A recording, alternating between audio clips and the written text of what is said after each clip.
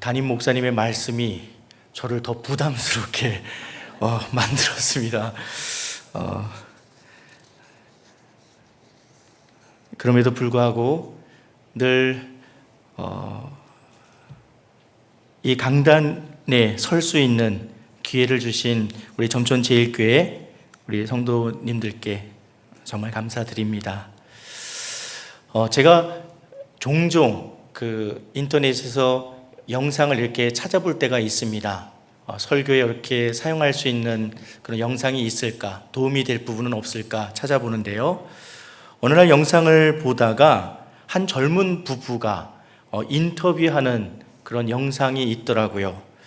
어떤 사람이길래 정말 생소한 사람이 나와서 인터뷰를 하니까 좀 궁금해서 좀 자세히 좀 들여다보았습니다. 그 인터뷰를 하는 진행자가 이렇게 젊은 부부를 소개했습니다. 자기가 살 집을 3번째 짓고 사는 부부라고 이렇게 소개를 했습니다. 나이가 그렇게 많아 보이지 않는데 벌써부터 부러웠습니다. 자기가 이렇게 집을 설계하고 집을 짓고 산다는 것이 어디 쉬운 일입니까? 근데 그 3번째 집을 보여주는데 그 영상을 촬영한 그 카메라 기사의 기술이 정말 대단한 건지 아니면 정말 그렇게 이 집을 이쁘게 짓고 살고 있는 건지 모든 것이 너무너무 완벽해 보였습니다. 아늑해 보이고 나도 저 집에서 살고 싶다. 나도 언젠가 하나님이 기회를 주시면 직접 한번 집을 짓고 살아보고 싶다. 그런 마음까지 생길 만큼 집이 너무너무 예쁘고 그리고 아늑하게 잘 지었더라고요. 근데 이 부부가 이야기를 합니다. 첫 번째 집을 설계하고 살았을 때 첫 번째 집을 짓는 거기 때문에 정말 모든 정보와 자료들을 다 찾아보았다고 합니다. 그 준비하는 기간이 정말 오랜 기간을 잡고 철저하게 준비해서 완벽한 집을 짓겠다라고 생각하고 또 건축 설계를 하는 분한테 맡기고 또 집을 지었다라고 말합니다. 집에 딱 들어가는 순간 너무너무 행복하다라고 합니다. 아마 그 기분 좀 이렇게 아시는 분 계신지 모르겠습니다. 그런데요, 1주일, 2주일, 한 달, 2달 생기니까 어떤 현상이 생깁니까? 아쉬운 부분들이 보이더라는 겁니다. 그때 왜 이거를 이렇게 생각하지 못했을까? 내가 왜 저기다가 문을 냈을까? 왜 이쪽에다가 창문을 내지 않았을까? 왜 부엌에 이렇게 꾸며놨을까? 그러면서 몇 년 살다가 곧 2번째 집을 다시 설계하고 짓고 살게 되었다고 합니다. 2번째 집은 완벽했을까요? 또 살다 보니까 그렇지 않다라는 겁니다. 그리고 3번째 집을 짓고 그리고 인터뷰를 하게 된 겁니다. 인터뷰 말미에 이렇게 이야기합니다. 어쩌면 곧 4번째 집을 지을 수도 있을 것 같습니다 라고 이야기를 했습니다. 이 세상에 완벽한 것은 없습니다. 완전한 것은 없습니다. 우리는 그 사실을 너무나도 잘 알고 있습니다. 근데 그럼에도 불구하고 그 완벽한 삶, 완전한 것을 포기할 수가 없습니다.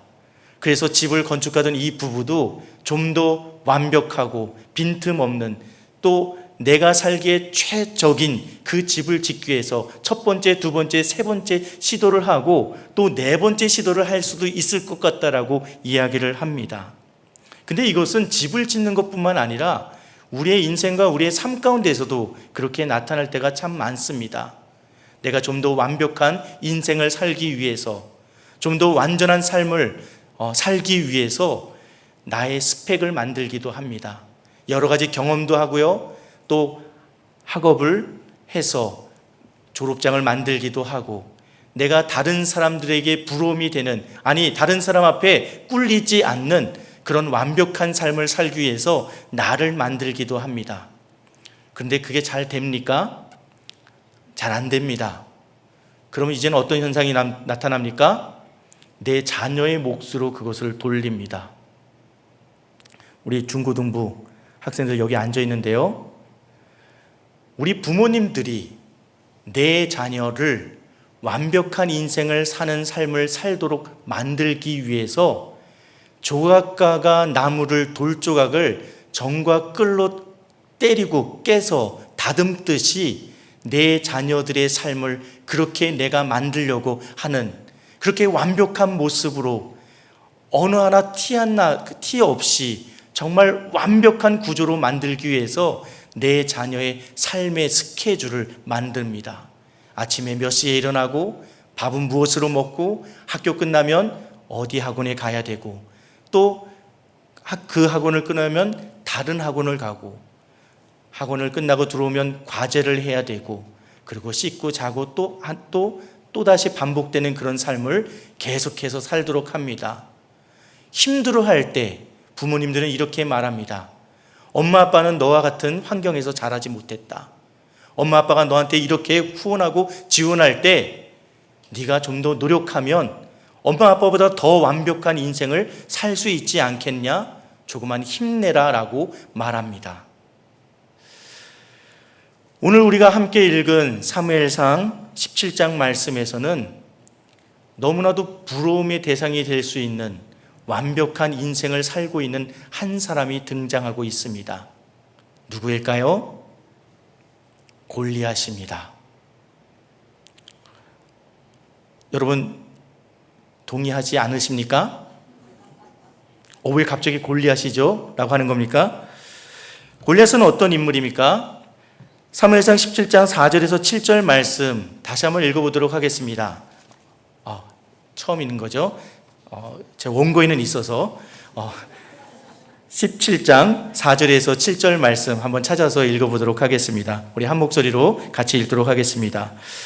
블레셋 사람들의 진영에는 싸움을 도두는 자가 있는데 그의 이름은 골리앗이요 가드 사람이라. 그의 키는 6규빗 한 뼘이요 머리에는 노투구를 썼고 몸에는 비늘 갑옷을 입었으니 그 갑옷의 무게가 놋 5천 세겔이며 그의 다리에는 놋 각반을 쳤고 어깨 사이에는 놋 단창을 메었으니 그 창자루는 배틀째 같고 창날은 1600세겔이며 방패든 자가 앞서 행하더라.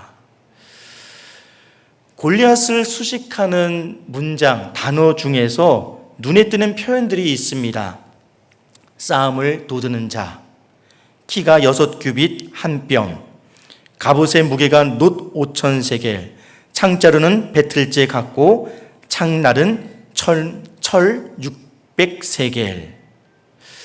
싸움을 도두는 자라는 이 단어는 사실 익숙하지는 않습니다. 하지만 설명을 제가 잠깐 드리면 다 아는 단어이라 생각됩니다. 고대 전쟁터에서는 적과 적, 대치하고 있는 이 양쪽 국가나 민족속들이 사상자를 내지 않고 싸움의 결판을 내기 위해서 자기 편에서 가장 용맹스럽고 잘 싸우는 장수 한 명씩을 내보내 1대1 맞대결을 벌이게 합니다. 그리고 그 1대1의 맞대결에서 이기는 나라가 혹은 족속이 그 싸움의 승자로 결정하는 그런 경우가 있었습니다. 사상자를 줄이기 위해서, 죽는 자를 정말 줄이기 위해서 그런 방법을 썼습니다. 그래서 이 단 한 판의 싸움으로 전쟁에 승리하기 위해서, 전투에 승리하기 위해서 1대1로 맞서 싸울 수 있는 장수를 어릴 적부터 선별해서 훈련시키고 그리고 길렀는데요. 그 1대1 맞대결에 나가는 사람을 가리켜서 싸움을 도두는 자라고 일컬었습니다. 골리앗은 이렇게 싸움을 도두는 자였습니다. 용맹스럽고 누구보다도 힘이 장사고 그리고 잘 싸우는 그런 사람이었습니다. 그뿐만 아니라 그의 키, 신체의 조건에 대해서 이야기하는데요. 그 신장이 6규빗 한 뼘이라고 말합니다. 한 뼘의 길이는 성인 남성이 이 팔을 이렇게 들었을 때 손끝에서 팔꿈치까지의 길이를 가리킵니다. 대략 한 45cm에서 50cm 정도. 6규빗이면 그러면 어느 정도 길이가 됩니까? 3m가 넘어갑니다. 골리앗의 키가 한 3m 전으로 바라보고 있습니다. 이런 거인이 어디 있습니까? 어릴 적부터 싸움으로 누구에게든 지지 않도록 훈련받은 사람, 그런데 키도 3m 전후입니다. 그뿐만 아니었습니다. 그가 입은 갑옷의 무게가 놋 5,000세겔이라고 합니다. 오늘날 우리가 다루는 잘 익숙한 킬로그램으로 환산을 하면 거의 한 사람의 몸무게에 가까운 60kg입니다. 목사님, 저는 좀 그거보다 좀 더 나가는데요 하는 분이 있을 수 있겠지만 60kg 정도라고 합니다. 갑옷의 무게가 한 사람을 등에 메고 다니는 것과 거의 다를 바가 없었습니다. 그런데 갑옷이라는 것은 갑옷을 입었을 때 무거워서 움직이지 못하는 정도가 아니라 나를 최대한 방어할 수 있도록 옷을 입고 그리고 자유자재로 움직일 수 있을 정도가 되어야 합니다. 그러니까 60kg의 갑옷은 골리앗에게 내가 감당할 수 있는, 자유롭게 싸울 수 있는 정도의 무게라고 여기시면 될 것 같습니다. 뿐만 아니라 창자루는 배틀째 같고 창날은 철 600세겔이라고 말합니다. 누구나 들 수 없는 그런 무게의 무기를 그는 사용했습니다. 골리앗은 싸움의 승리를 위해서 모든 것을 다 갖춘 자였습니다. 물론 전시가 아니고 싸움이 없는 평화의 시대 때는 골리앗의 존재가 그렇게 부각되지는 않았을 겁니다. 하지만 싸움이 시작할 때면, 싸움의 징후가 있을 때면 골리앗은 최우선순위로 부름받는 사람이었습니다. 그리고 왕조차 전쟁터에서는 그 누구보다도 골리앗을 의지했을 겁니다. 반드시 승리해 줄 것을 그에게 당부하고 부탁했을 겁니다. 왕만 그랬을까요? 그 전쟁터에 있는 모든 군사들이 우리의 소망, 우리의 희망이라고 골리앗을 가리켰을 겁니다. 골리앗은 정말 완벽한 사람이었습니다. 아니, 그 전쟁터에서는 완전함 그 자체였습니다. 거의 신과 같은 존재가 골리앗이 아니었을까 생각됩니다. 블레셋 사람들에게는 그렇게 보였습니다. 그렇다면 이스라엘 사람들에게는 어땠을까요? 두려움의 존재입니다. 감히 그 앞에 설 수 없는, 맞설 수 없는 존재가 골리앗입니다. 골리앗은 그 사실을 너무나도 잘 알고 있습니다. 그래서 전쟁터에서 의기양양합니다. 누구든 나와 싸워보자라고 그렇게 도발을 합니다. 그럼에도 불구하고 아무도 그에게 맞서는 사람이 없습니다. 이런 골리앗, 그가 선을 넘고 맙니다. 내가 너무나도 완벽한 존재, 두려움의 존재이기 때문에 그는 이스라엘을 향해서도 조롱하고 모욕하기 시작합니다. 사무엘상 17장 8절에서 10절 말씀입니다. 제가 읽어드리겠습니다. 그가 서서 이스라엘 군대를 향하여 외쳐 이르되 너희가 어찌하여 나와서 전열을 벌였느냐? 나는 블레셋 사람이 아니며 너희는 사울의 신복이 아니냐?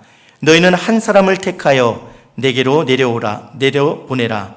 그가 나와 싸워서 나를 죽이면 우리가 너희의 종이 되겠고 만일 내가 이겨 그를 죽이면 너희가 우리의 종이 되어 우리를 섬길 것이니라. 그 블레셋 사람이 또 이르되 내가 오늘 이스라엘 군대를 모욕하였으니 사람을 보내어 나와 더불어 싸우게 하라 한지라. 그는 신조차 두려워하지 않는 사람이었습니다.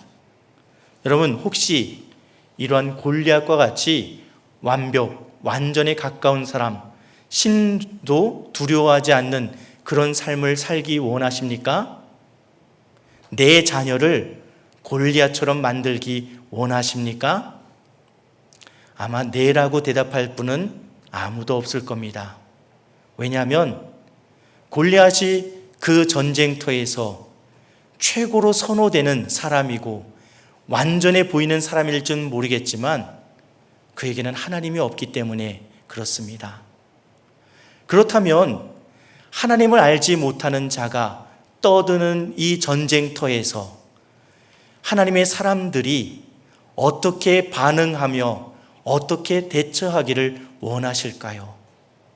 그것이 오늘날을 살고 있는 우리를 향하신 하나님의 목소리, 하나님의 마음이 아닐까요? 그 전쟁터에 소년 다윗이 찾아왔습니다. 26절 말씀에 소년 다윗이 이렇게 말합니다. 다윗이 곁에 서 있는 사람들에게 말하여 이르되 이 블레셋 사람을 죽여 이스라엘의 치욕을 제거하는 사람에게는 어떠한 대우를 하겠느냐?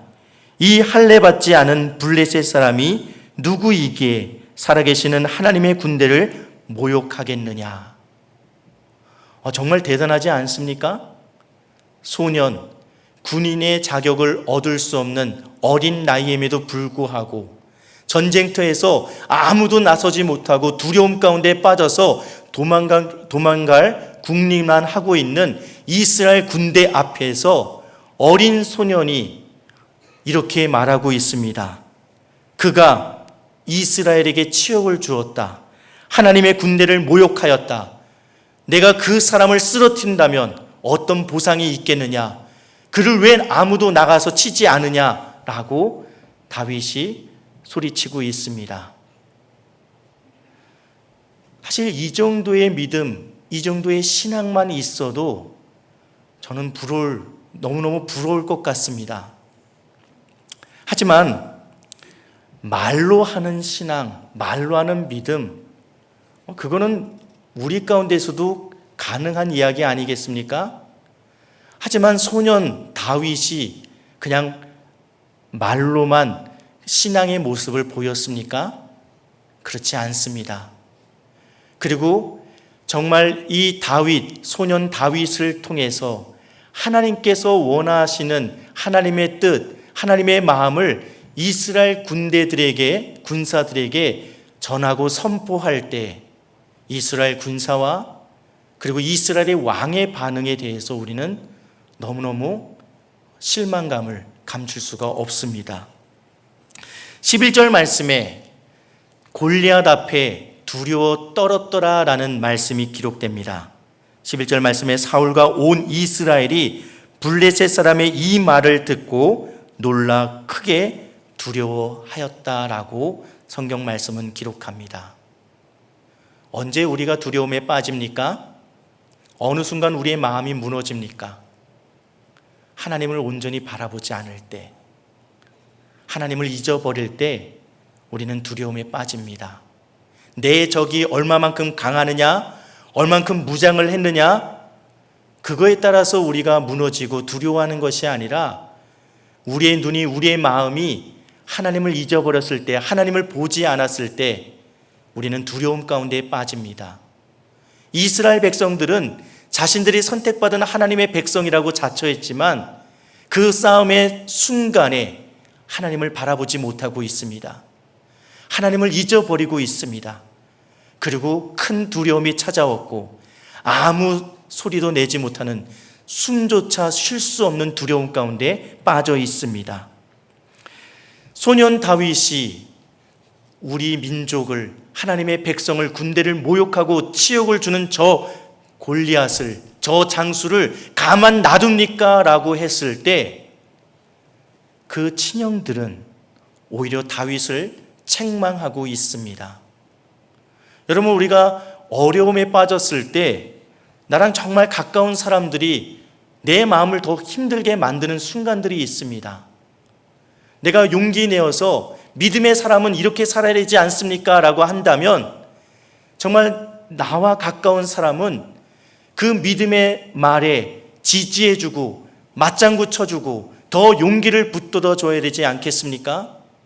하지만 다윗을 알고 있는 형들은 오히려 다윗을 책망하고 그를 정말 믿음 없는 사람으로 몰아가고 있습니다.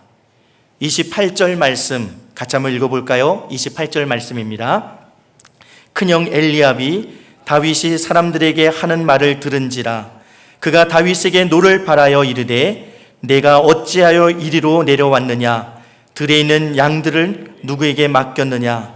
나는 내 교만과 내 마음의 완악함을 아노니 네가 전쟁을 구경하러 왔도다. 형들은 너는 아무것도 아니야. 네 존재 파악이나 해 라고 말합니다. 형들에게 다윗은 어떤 존재입니까?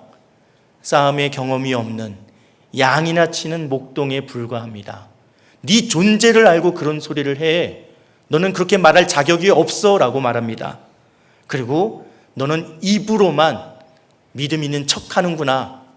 네가 전쟁을 구경하러 왔도다 라고 아예 이제는 아무 소리 못하고 돌아가도록 그렇게 만들려 하고 있는 것을 보게 됩니다. 그렇다면 이스라엘의 지도자, 그들의 왕은 소년 다윗을 어떻게 바라보고 그가 선포한 그 하나님의 소리에 대해서 어떻게 대처하고 있습니까? 33절 말씀 같이 한번 읽어볼까요? 33절 말씀입니다. 사울이 다윗에게 이르되 내가 가서 저 블레셋 사람과 싸울 수 없으리니 너는 소년이요 그는 어려서부터 용사임이니라. 사울 왕은 단정 짓고 있습니다. 너와 골리앗은 그 자라온 배경 자체가, 환경 자체가 달라. 너는 그냥 일개 목동으로 자랐지만 그는 용사로 훈련되고 자랐어. 네가 양이나 몰고 다니고 풀이나 띠끄게 할 때 그는 얼마만큼 사람을 빨리 죽이고 치명상을 입히는지 훈련했고, 얼마나 어떻게 해야지 전쟁에서, 전투에서 승리하는지에 대해서 배운 사람이야. 너는 그와 싸울 존재가 아니야 라고 단정 짓고 있습니다. 뿐만 아니라 다윗이 그럼에도 불구하고 흔들리지 않고 하나님의 마음, 하나님의 말씀을, 메시지를 던질 때 결국 사울은 못 이기는 척 하면서 다윗을 내보내려고 합니다.